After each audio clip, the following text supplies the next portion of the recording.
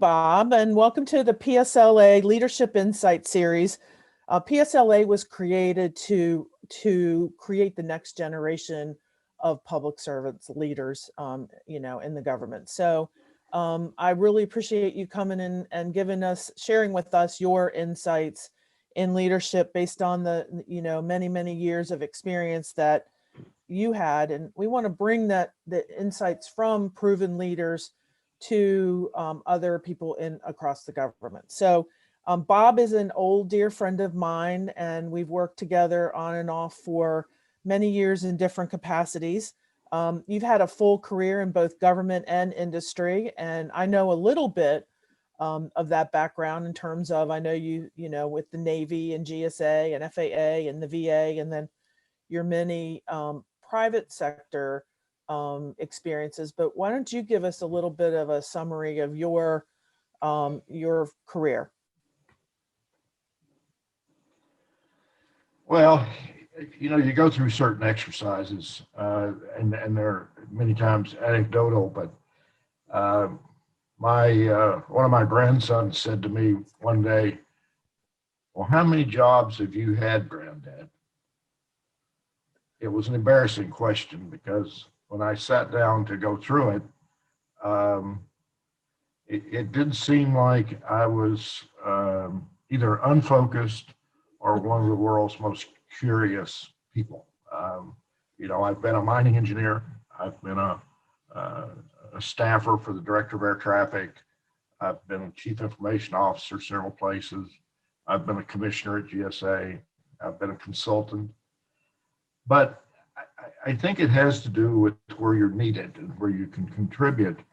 I think to sit still and do something just because it's your job is a waste of human talent. And so from my perspective, when I got into public service, it was totally accidental. It wasn't something I sought to do initially. I'd had several jobs when I was in college because I needed the money. It wasn't a whole lot to it. I was on school loans and some scholarship money, but mostly I needed to work for the money. And when I was interviewing for jobs coming out of college, I was between interviews and I was at the placement office, and I had a couple hours on my hands. And when you're an engineer, no time is ever let go to waste because you've always got more homework than you can do. And I was always behind. And there was an interviewer hanging around the placement office with not a lot to do. This was in the late 60s. He was from the Department of Navy, not a very popular career area in those days. And I got to talking to him, and he wanted to know if I'd ever considered working for the government. I told him no. And he said, then he asked me if I'd ever filled out a 171. I didn't know what a 171 was, but it's this large accordion form that I don't think they use anymore, but I had never filled one out. And he said, well, fill this one out. And since I would do almost anything to get out of doing homework, that's what I did. And I got to talking to him, and he wanted to know what kind of background I had and so forth. The following Thursday, I got an offer from the Department of Navy. And when I talked to him, it was the lowest job offer money-wise that I had gotten. I was pretty prolific coming out of school. I had about 7 or 8 job offers, all of them from industry. And but the thing that tipped the scales was I wanted to get an MBA, a Master's in Business Administration eventually, and they offered to pay for that as a part-time night school kind of thing. And so that's how I got into public service. And in the first couple of years, I kept thinking, this just isn't going to work out. So but I got my MBA. I got through it. I transferred to Washington with the Navy. Eventually went to FAA as an engineer. And what was interesting about it was every 4 or 5 years, I'd say, this isn't going to work out. This is just not working out. This is, there's more I want to do and so forth. Well, one day I said to my spouse, who puts up with a lot, obviously, I said, I'm not sure this is going to work out. She said, Bob, you've been in the government 27 years. I said, well, okay, maybe I'll stay with it another 2 or 3 years. So I did, and I retired with 30 years service. But when you're in public service, there's a part of you that you can never satisfy. You can't cure you can't cure hunger and achieve world peace. There are these goals that sort of are always just outside your grasp. And we made air traffic system a better system while I was there. We did other things. We at GSA were among the early adopters of the internet and of working from home.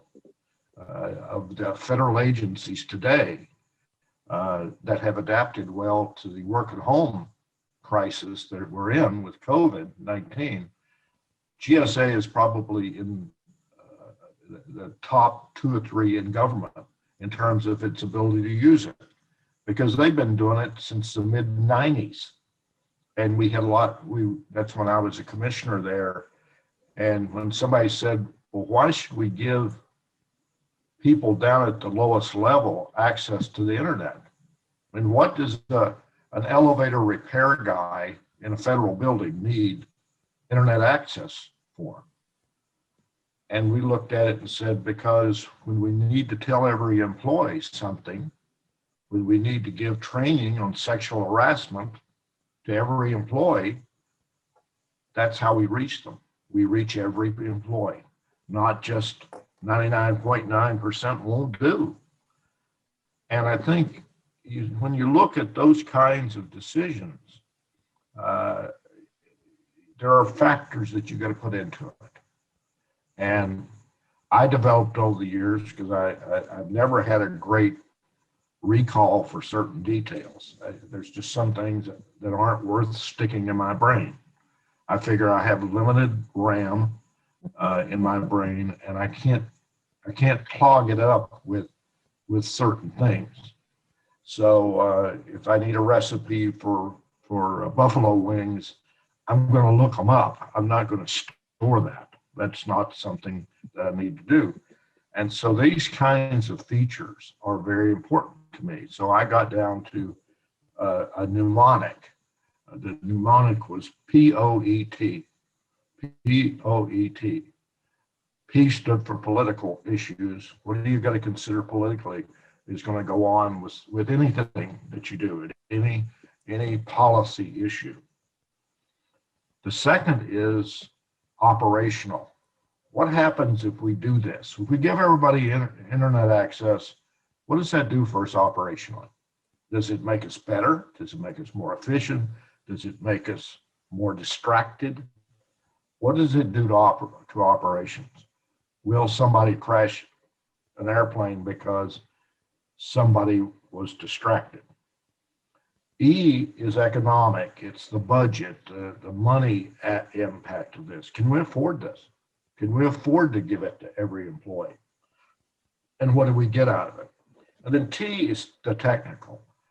Does this fit into our technology or how we do business?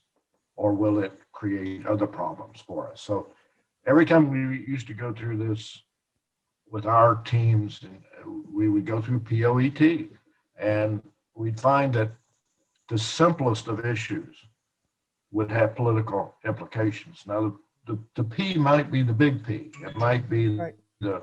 What's the national policy on yippity yap. But it could be the little p. It could be the people process. It may be this group will be disadvantaged versus that group, and so there's a different part of that. So I'll slow down here and give you a chance to intervene. But I over the years I found leaders are more responsible for the what needs to be done, that implementers are responsible for the how. And I learned this lesson the hard way when one time on a conference call at FAA, when I was the CIO there, one of my most revered regional managers spoke up and he said, "Bob, your job is to tell us what you want. If we don't know how to do it, you picked the wrong people." So the idea is here, know what you want, give folks in the organization some leeway in how to do it, and trust them to know the how. If you want a croissant and they don't know how to bake one, you picked the wrong people. You should be talking to the baker and not the car mechanic. So right. It has to do with knowing your role. Well, there's so much about, your POET acronym that can be used at any level of an within the organization, whether you're a mid-level manager leader or whether you're a senior executive leading a big program, to look through those different aspects of decisions.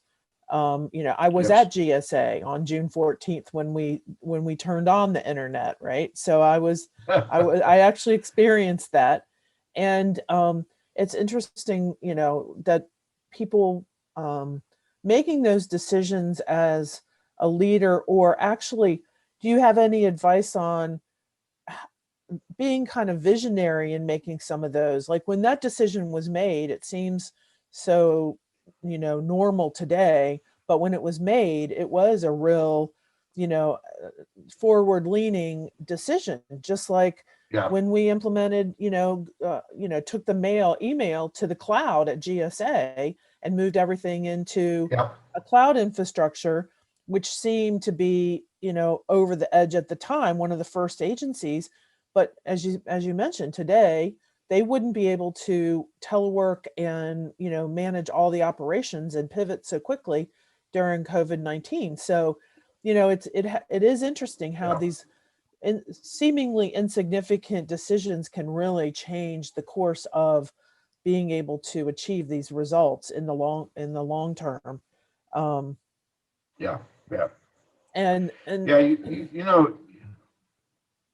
go ahead.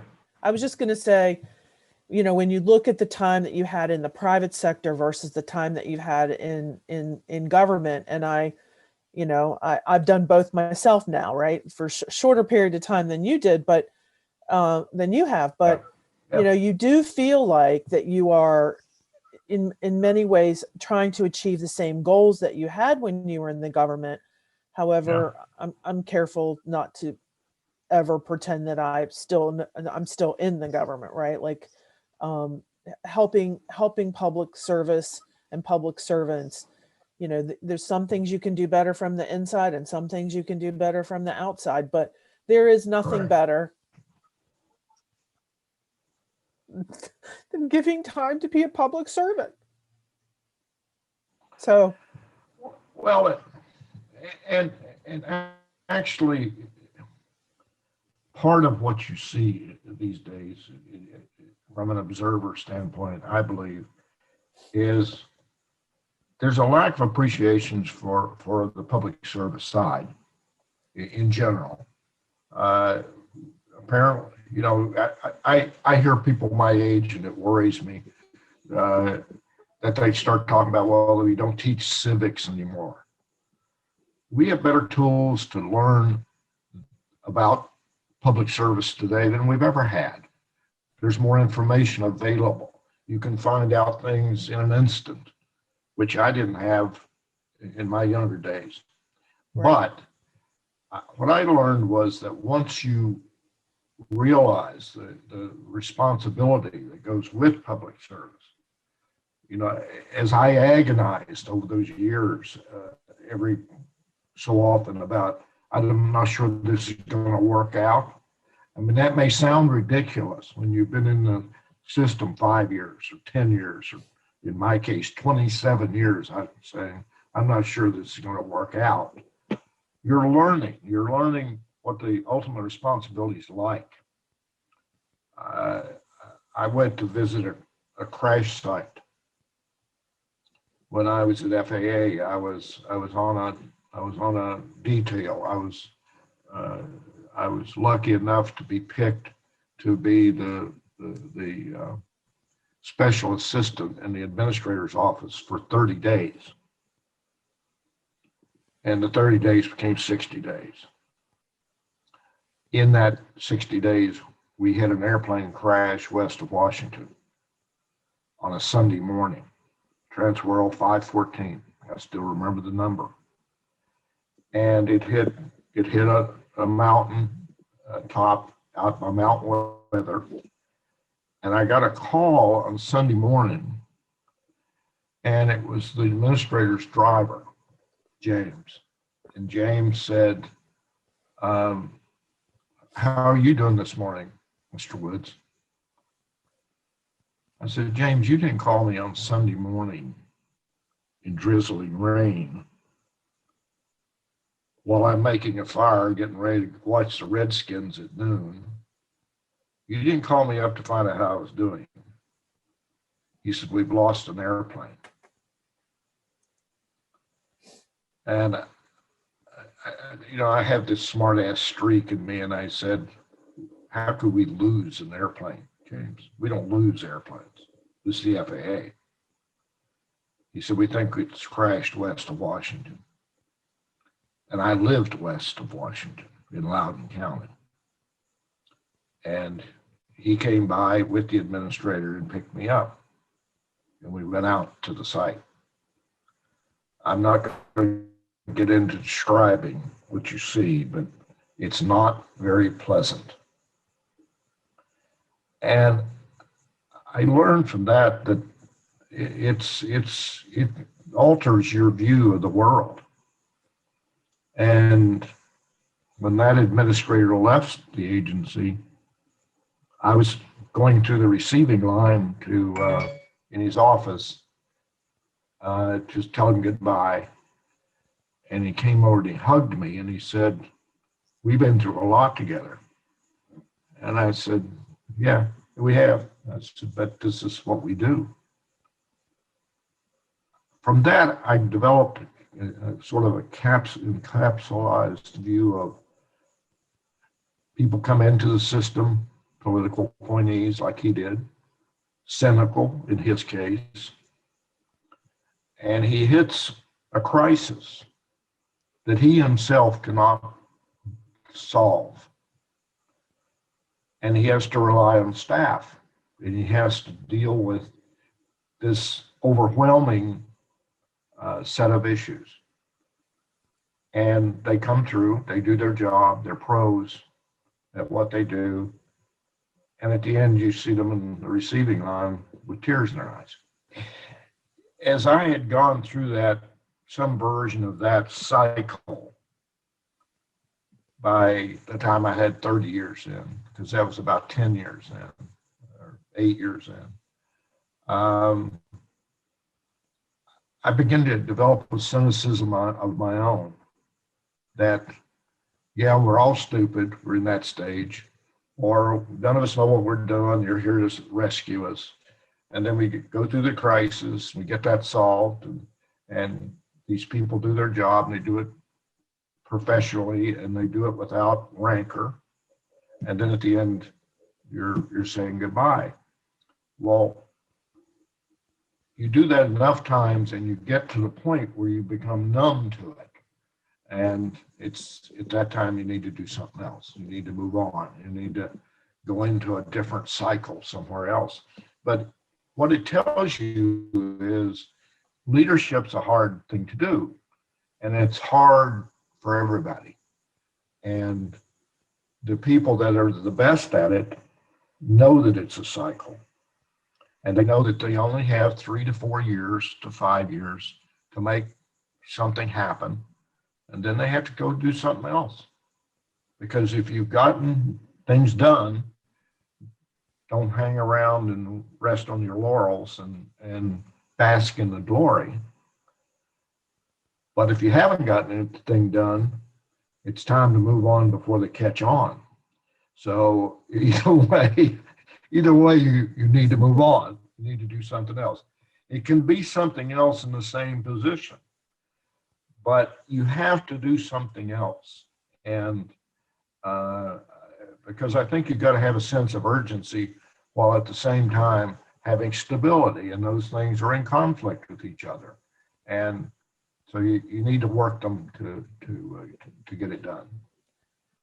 Well, what I was going to say earlier was it brings up the point of, I know in my experience as well, that when new political appointees come in, they're there to with their agenda for their administration, and that takes a while to create that trust between the new politicals and the career civil servants that are there. But in reality, Yes. neither party can do it on their own. They really need each other and need to understand what the other's good for. Yes. And without a question, they always leave at the end of their time understanding and having a lot more respect for the people that they worked for in terms of their Yes. dedication and hard work and commitment to the mission that they're trying to accomplish. So as a career leader with a new administration coming in, and yesterday was a sad day for the country as the Capitol was siege basically, and so everybody today is feeling a little different about this transition of power that's going to happen shortly. And what are your recommendations for career civil servants who are there waiting for the new team to come in? And of course, there has been things already happening and transition work that's happening, but just give your insights into this time. Well, as you personally know, I started a consulting firm a few years after I left the government. I went out and worked for 2 different companies and was president of 2 different companies. And quite frankly, I made some money at it.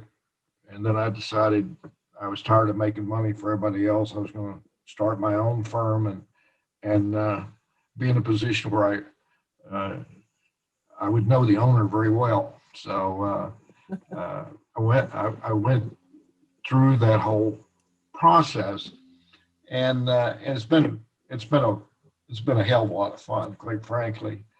But I learned that transitions happen in a lot of our places in our life. It can be when somebody gets married, or it can be when you have your first kid. It can be, those are transitions. They change your life in a way in which you can never undo it. It's a knot that cannot be untied. And I learned that transitions have things in common. And the things they have in common are the first 4 or 5 things you do during the transition are going to form about 80% of what people think of you forever. And you say, well, that's not right. Yeah, it is. Yes, it is. Believe me, if this administration has learned anything, it should be that. So I think the advice I have in transition is that you recognize that you basically understand that those 4 or 5 things matter, and they should be positive things, because that's going to form that opinion throughout and allow you to do other things. We have taught some courses as part of our consulting practice on transition, on presidential transitions in particular. And it has to do with the fact that when you go for those first 4 to 5 to 8 things that the other side is going to see, whether that you're the political or you're the career person. The first 4 or 5 things matter. The first thing is, if you're the career person, is don't be Dr. No. Everything that comes up is no. The best thing to do is, if you really can't do it, if it's illegal, immoral, or unethical, find your way to postpone it, find your way to avoid it. If you have to say no, then you say no. But you try not to be in the position of saying no right off the bat. Try to make sure that they are educated and that they understand that you have their best interest at heart. And a lot of times that's during the period when they're not confirmed, if they're semi-confirmed appointees. When they're unconfirmed or pre-confirmed, they're consultants. They can't sit in meetings. They're kind of left out of things. They've got, as I used to say, they have a desk and a hat rack. They don't have any, they can't be in on things. Well, but they can be educated during that period. You can bring them up to speed on things. You can make sure that they understand what they're getting into. And at one point, I used to have coffee with the designee, and he would come down to my office after work and ask for a cup of coffee and this and that, and got to know each other. When he got confirmed, we actually did the preparation because we were the IT staff. We did the preparation and in preparation for his confirmation on the Hill. And it was a time when he was pretty excited about getting to know his staff and so forth. Well, by the time he left there, those first 4 or 5 things he experienced with us, his relationship with us was always much more positive than people who he got to know a year later. Mm-hmm. And so transition's an important time because you can either ruin your reputation or you can establish it. You can do great things during that period of time. And they don't have to be big things. If you're trying to, rewrite the Paris Accord on something, that's not going to happen during transition. What is going to happen is the coffee's always on. You can drop by anytime. We can help you out with that. We can help you in the IT staff's standpoint. We can help you with computers and cell phones and so forth. And so as I used to call them, the toys, we've always got the toys. We'll have those ready for you when you get here.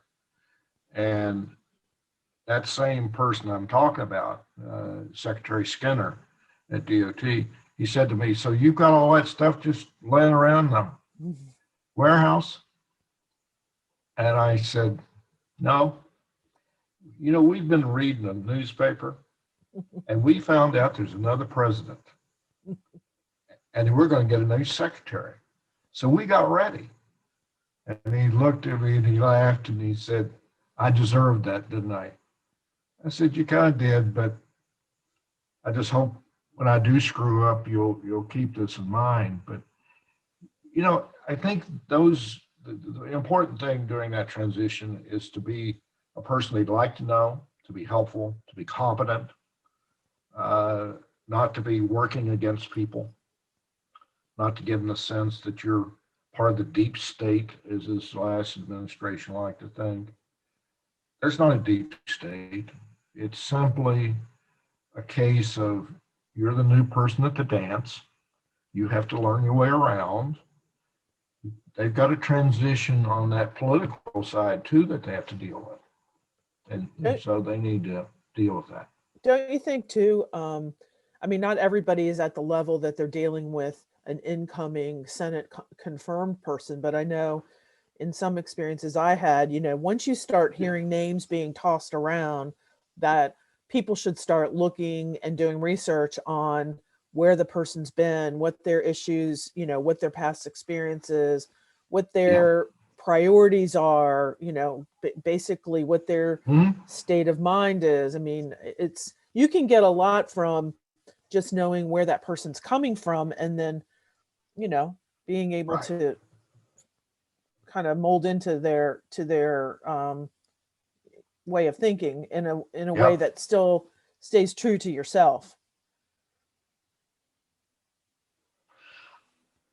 I couldn't agree more. I mean, that same incoming secretary designee, we did do some research, and he had been a lawyer in Chicago.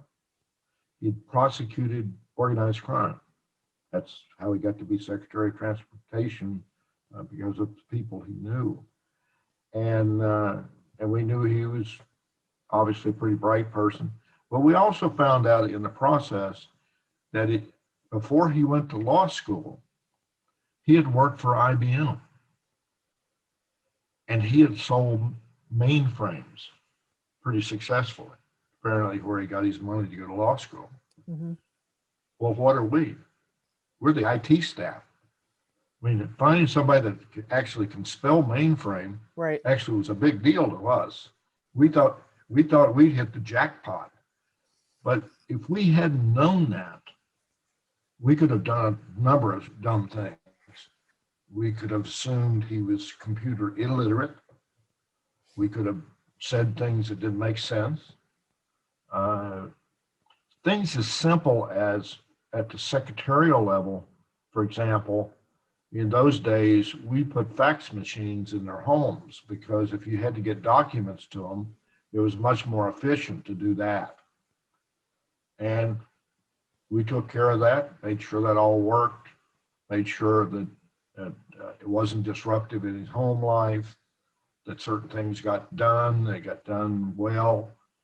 And that built a respect. And but that comes from doing your homework first, looking at the positive, not getting into the position of the negative.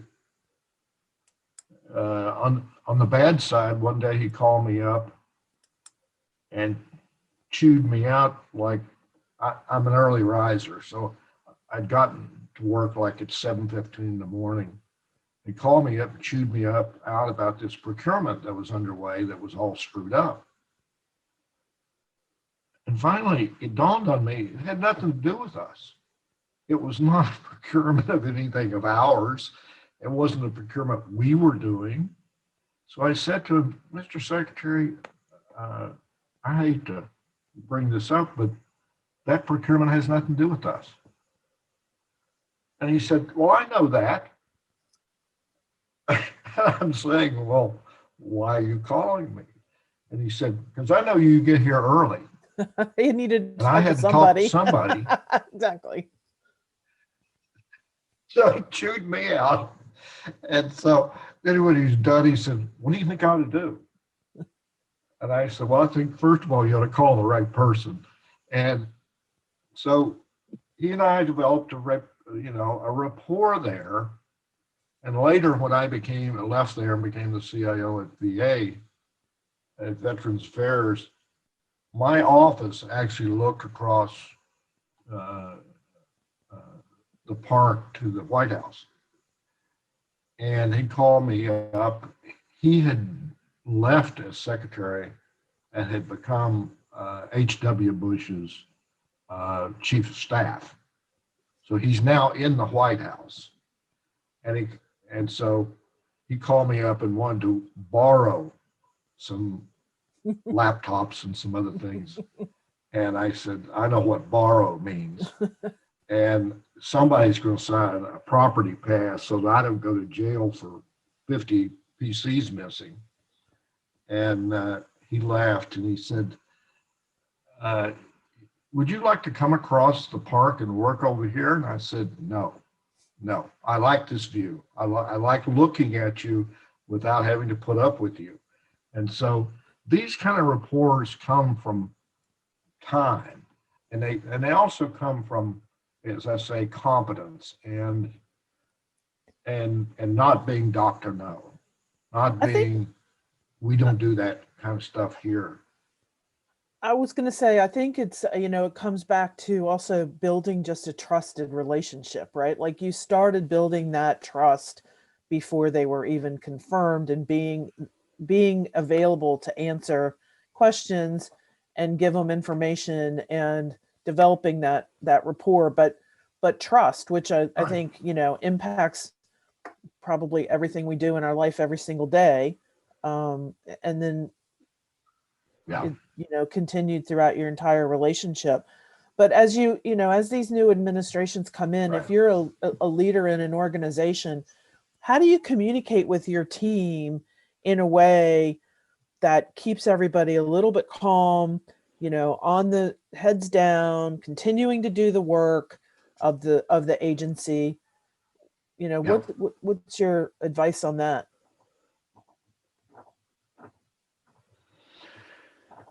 I started out, I don't want this to sound like a Horatio Algier story, but I started out as a GS5, which is pretty low down in the federal system.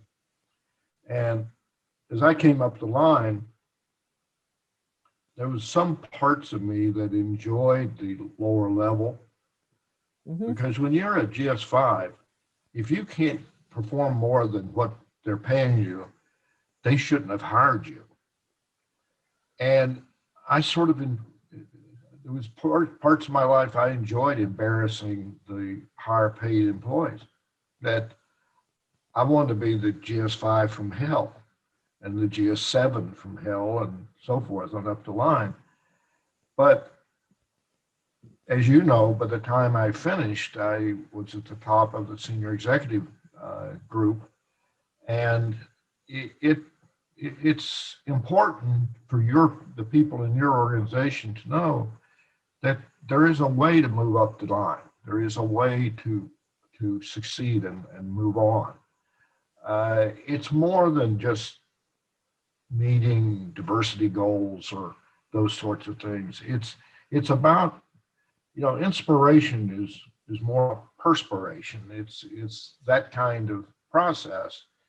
And I always felt that I wanted my guys to be influential in our business. I wanted them to go on to other successes. I wasn't there to hold them back. I never talked anybody out of going for a promotion or moving up the line. In fact, if I could help them do it, I would, because I hoped one day I'd look around and I'd see all those ex-employees in all the key jobs in town. I figured if I did that, that would be success in my mind. And as you may know, when I was a commissioner at GSA, the other two commissioners had drivers and cars. They had their own car service. I did not. And I thought it was a waste of money. I still think it's a waste of money. And at one point, it became a bit of an issue.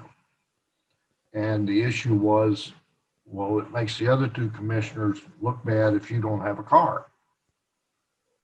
And now we've gone from what is ridiculous to what's really ridiculous. That I'm going to have a car so the other two don't look bad? I don't think so. My view was, how much does that cost us? And our CFO, who was a good friend and actually succeeded me, Dennis Fisher, God rest his soul. Fisher says to me, well, Bob, we got the money in the budget. All you got to do is approve it. And so when I found out how much was in the budget, which shocked me, honestly, we'd had some discussions with employees about having some type of graduate program, much like I went to at the Navy. When I remember my MBA story. Mm-hmm. So I called them in and I said, what have you guys found out so far? And I said, well, we got this, we got that. This is how we want to go at it, and so forth. And I said, well, this is your budget amount. And they said, well, you don't even know what it's going to cost yet. I said, this is your budget amount. Make it work within it. Later, they found out that that was the budget money for the car and driver, that I had moved that money from the car and driver over to the education. And we used to laugh that those 32 MBAs that we put through that program, that was Bob's car and driver. And I had this Taurus, this Ford Taurus, which was, of course, a luxury car. And probably the best communications of any Ford Taurus in the history of the US of A. And so, you know, I got a lot of sense of pride out of that part of what motivates people in your organization is that you have their best interest at heart, that you're driving to do the right things, you're willing to take some risk, and that you're not going to get killed if it doesn't go well. And we piloted and premiered a lot of what you see today. That our business to the federal agencies went from about $700 million a year in fee for service to over $3 billion in those 4 years. And that didn't happen because I'm out there doing everything. It's because the employees had enough room to run. And by the way, the idea that federal employees can't sell stuff and can't act like a business, that's all bunk. If anything, we'd have to go out occasionally and back them off and say, easy here, where we may be crossing some line we don't like, and we'd have to go through our POET exercise. But you know, that's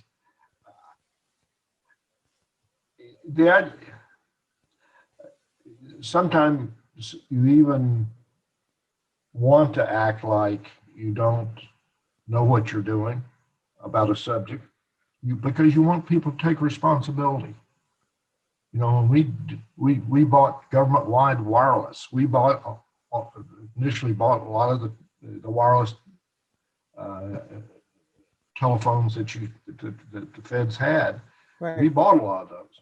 Some of those early ugly things that we bought, and the lady who ran that program, who I think still works there, by the way, she was at a military conference, and I was there as a speaker, and it was the end of year, and she said to me, she said, well, one of the problems I've got is I don't have a title like the military has. You know, you go in, you see Captain so-and-so who's in charge of the blah, blah, blah program. She said, I don't have that. She said, so when I give them my business card, it just has my name on it. I said, well, what title do you want? She said, well, she laughed and she said, I'd like to be the goddess of wireless. And I said, well, put that on your business card. And I'm sorry, that was earlier than the conference, but at the conference, this colonel comes up to me and he said, does so-and-so work for you? I said, yeah. He said, is she really the goddess of wireless? And I go, well, yeah. What? He said, she gave me a business card and it says goddess of wireless on it. And I said, yeah, so how much did you buy? He said, $40 million worth of stuff. And he said, how could you not buy from the goddess of wireless? And my point is, they have to feel responsible. Right. That was her program. I mean, she took it personally. And I think that when you get down to this stuff, it's not about whether you're going to be the top player. when you move from the playing field to the management of something, you're relying on other people. And you have to get used to that. And sometimes that means getting out of the way. And sometimes it's letting them make a few mistakes. They're going to make them. And Yeah. I don't think anybody ever succeeded. The goddess of wireless, but that's the important thing is Yeah. give them some room. Well, we don't have much time left, but I wanted to talk to you a little bit about, okay, everybody's now working from home. Agencies have done a pretty decent job. I wouldn't say it's been flawless, but they've done a decent job at using collaborative technologies and cloud in order to continue operations, both internal stuff and to their customers during these times. And there have been some leaders talking about feeling out of touch or connection with their teams. And I just wanted to give you Right. an opportunity to share any insights you have. I know, but we've been working from our homes for a while. And how would you handle it if you were a Right. leader in the government at this point? Well, I think it's different during COVID. I mean, right now we're in a crisis period in which you have to minimize personal contact, in my opinion, which I'm struggling with on a personal basis because after a while the lack of family contact, the Right. lack of a lot of this stuff, it does have its impact. But I think in normal times when you're doing work at home or remote, you need some type of cycling that gives you human contact. Maybe, I mean, if you go downtown to some of the agencies in the feds, if you go Monday, Tuesday, you can find plenty of places to sit. Even Fridays, you can find even more places to sit. But Wednesday and Thursday, there's a premium on places on office space and other things. So that says that there's certain days of the week you've got that. During the stuff we're going through right now, I think we're using about as good a technology right now, you and I, as you can do. You Zoom, you do stuff back and forth. I do think communications on different social media does some good, but it has to be managed. It's like everything else. There's a good side and a bad side. One of our poodles is named Charles Dickens, and I say that he's Charles when he's good, and he's Dickens when he's bad. There's good Zoom and there's bad Zoom, and there's parts of it that you have to manage. You have to get across, and I think the other part of it is I get calls here from some folks, even some of the whole staff of mine, and it's obvious that they need to talk something out, and you just go through that, and you do that as needed.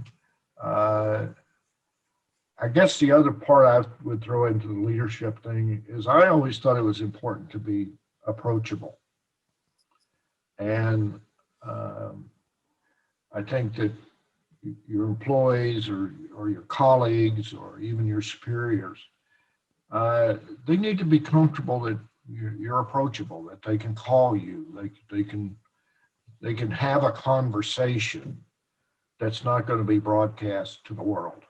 And it's like the conversation about, I want to borrow some computers. Well, I know what the hell that means. And Right. So but let me put it this way. He didn't make 5 other phone calls like that day to 5 other people, because I think he was comfortable that I knew what he was going through. And I know what it's like when you don't have the resources. And we did get all that stuff back, or most of that stuff back, but it's an art form for people to be able to approach you and to spend time when they need it. Right. I also think that there's, this is about, when you look at the people, process, and technology, right? So this is definitely not about the technology, but it's also a time when we couldn't have done what we're doing without the technology. And so I think all of those things do have to work Correct. together in order to continue. You've got to show the human side and the connection side and to your teams, Right.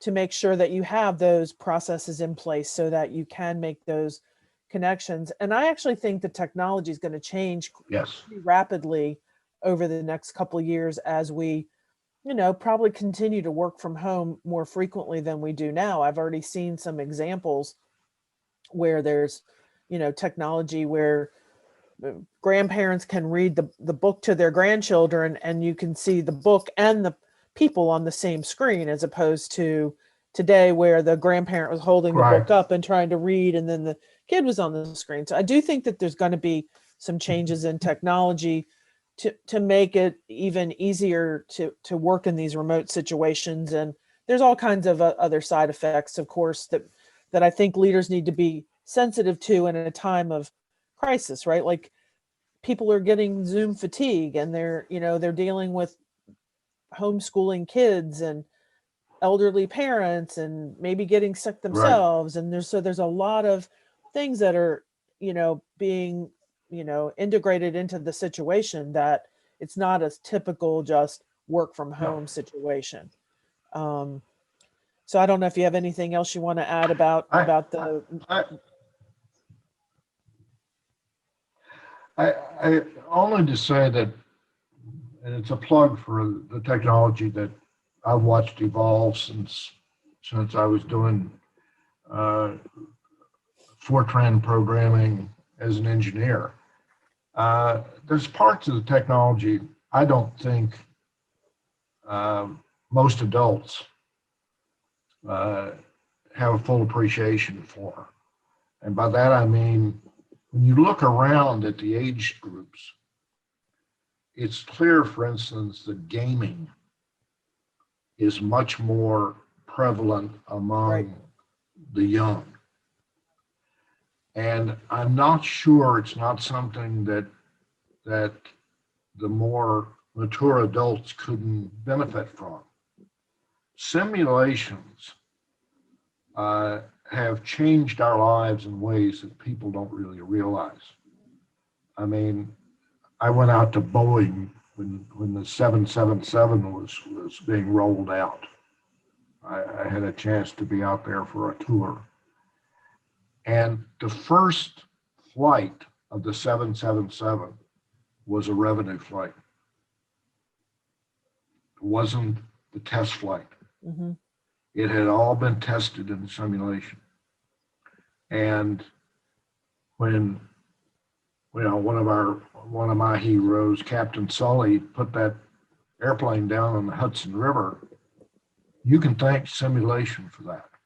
And he, in fact, eventually said that had he not been able to fly those sorts of missions in simulation during training, he could never have done it, because you obviously can't do that as a practice.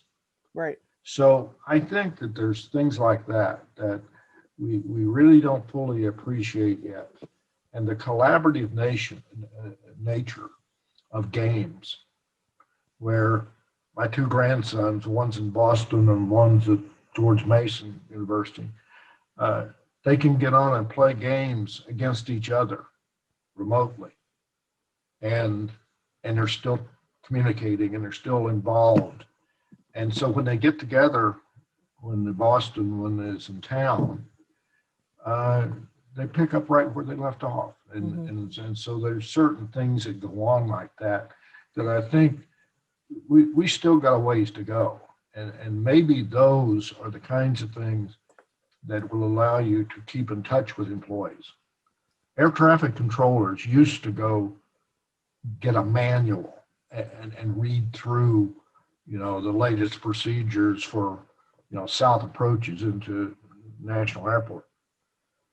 Now they have them practicing games during these period of time because it keeps the mind sharp.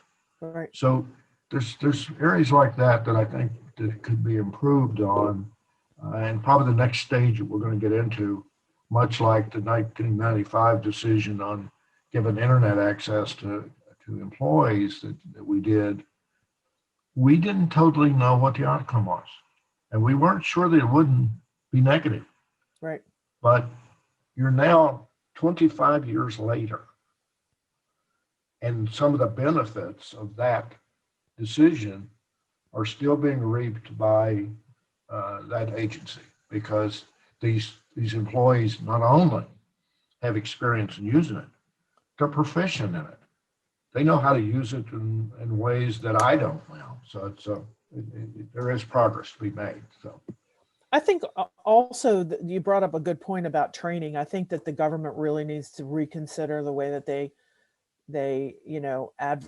offer training and development to their employees, because things change over time and people need to be kept current in their skills, or they end up with right. a lot of employees who can't do the job that they want them to do, and then they end up hiring, and there's lots of other outside ramifications. But I wanted to close out by just having you look in your crystal ball and say and think about, what do you think the government's going to look like operating in a year, and how do leaders get ready in a year from now? And then how should leaders be thinking about getting ready for, as people, does that mean more people will be coming back to work? Does that mean we'll have a new administration? What do you think it's going to look like in a year from now?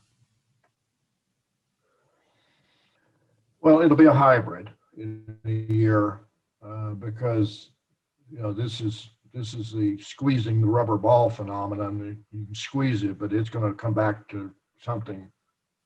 Right. But it won't be the same. It'll be some hybrid of where it was to where it is. But I think that there's going to be a great hunger in my mind for socialization, but there's not going to be a great hunger for commuting.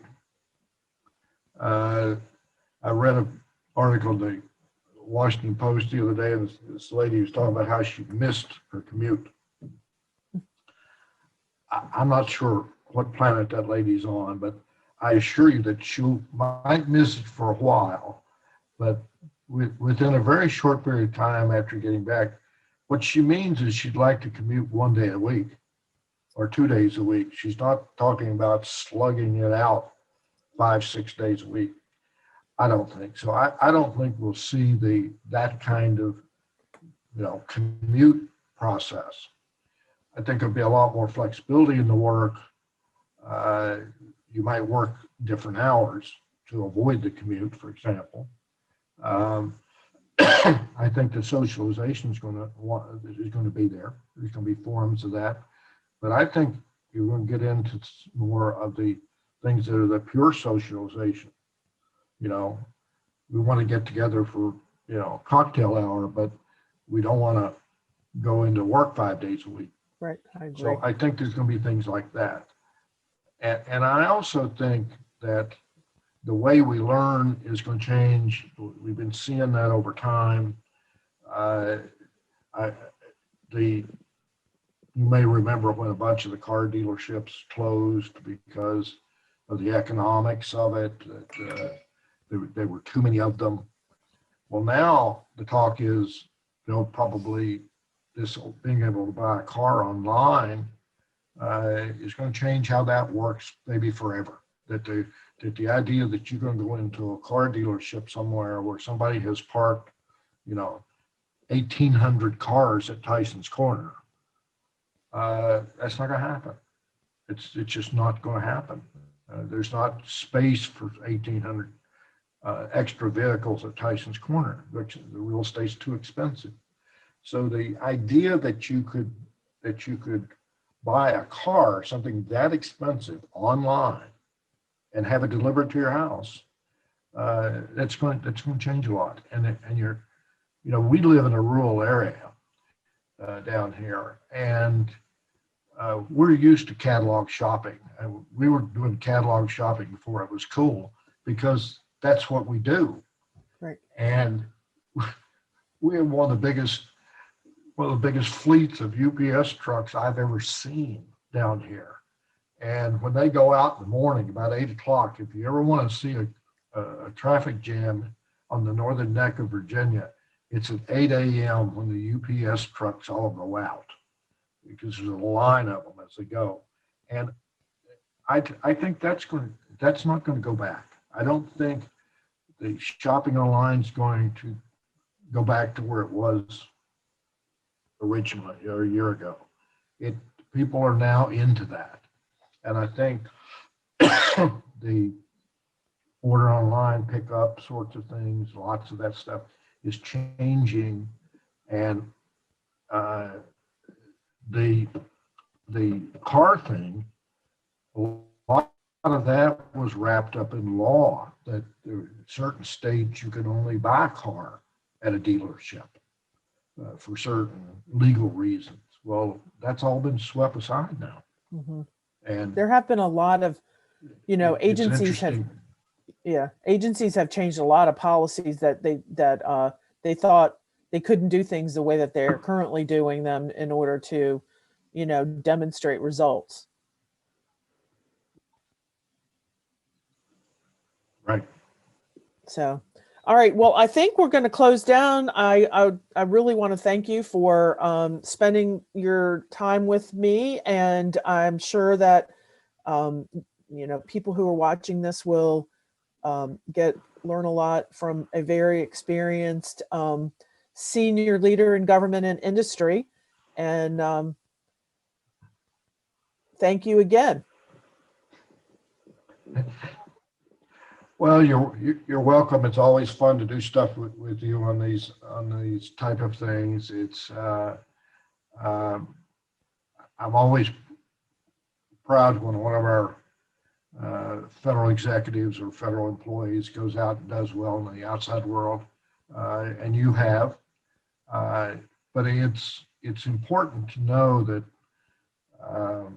leaders anywhere, and I've done it on both sides, both private and the public side, those principles don't change a whole lot in terms of how you interact with people, what you expect of people, and so forth. Honesty does have a place to play. Telling people what you really think without being obnoxious about it. You're not referring to me, are you? I view, well, if the shoe fits, and be a polite, insurrectionist, get stuff done, but you don't have to be obnoxious about it. And it's I always liked people in the organization that I had to deal with, whether I worked for them, with them, or for them, that we're straight, we're honest, but as I said, polite, to do it the right way. That you want to develop an organization that's strong, and it doesn't mean that every player is an all-star. It means that you've put that person in the best position to make the greatest contribution to the Correct. organization, including Great yourself. point. And it's great when I see people like you adapt, because there's a tendency to believe that everybody's specialized into a one-track area where they will never change. And so, as I started this conversation, when you've been a mining engineer and you've worked in engineering for the air traffic system, you've come through a lot of different areas, and so it's fun to watch because the similarities are bigger than you think. It just takes a while to see them. And so this was fun to do. Let's do it agree. again.